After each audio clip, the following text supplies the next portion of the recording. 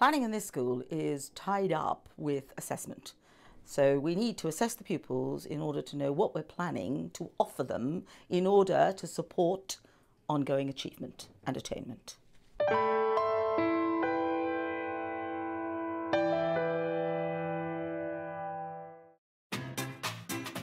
Lentrise Primary Early Literacy often starts with a lively story. Round the duck pond, past the hog. Be careful not to wake the dog. The starter of our lesson is the hook. So we've got the story, get them all involved in the animal noises and into the action. And the cow said moo. And the hen said cluck. Hiss, said the goose. And quack, said the duck.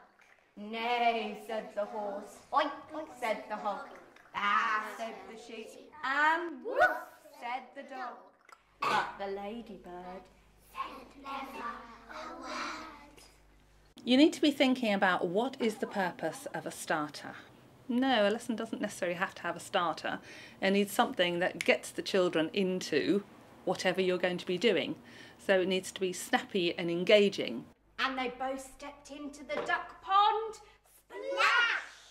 If I were to share starters I hate, I would include word searches. They very rarely do what they're intended to, which is to get the children thinking in the way of the lesson. In the main part of the lesson, we've got a round robin of activities. We've got things going on everywhere. Can you find the dog word? Dog. Oh, good. So we've got woof and the dog. Have a look. Let's have a look. Oh, that one's a hard one, isn't it? It begins with a Good. We plan for choice here. We obviously preempt which bits are going to be popular. What would you like to do now while you're waiting for them to plan? The bee-bots. Lovely. So we say that if there is something that's going to be particularly popular, we say how many children are going to use this. And we say, while you're waiting for that, would you like to have a go on this? Megan Jo? I would like to do the microphones. Oh, we've got all the people on the microphones. What would you like to do while you're waiting for that? The speech bubbles. So we've got lots of activities going on. We try and spread out where the exciting activities are going to be, so we spread the noise level as well. Who's going to be the first to put their hands on their head?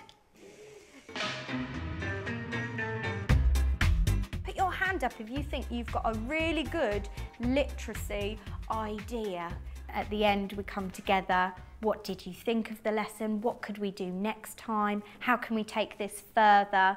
We can go outside and do our plans. And we can look for some ladybirds. So it's still assessment for learning. How can we bring this learning forward, but in a less formal way for early years? 3, 2, 1, 0.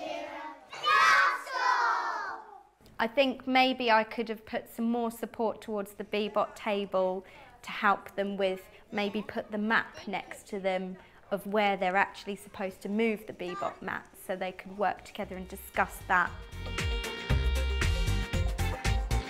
I really do not want teachers to spend their lives planning. What I'm looking for is bullet-pointed strategies that show me that the teacher, when he or she walks into the class, is confident in the delivery of that lesson and knows what they're going to achieve during the course of that lesson. My tips for early years is definitely to be very flexible, work with the children, pick up on what they're bouncing ideas off for you.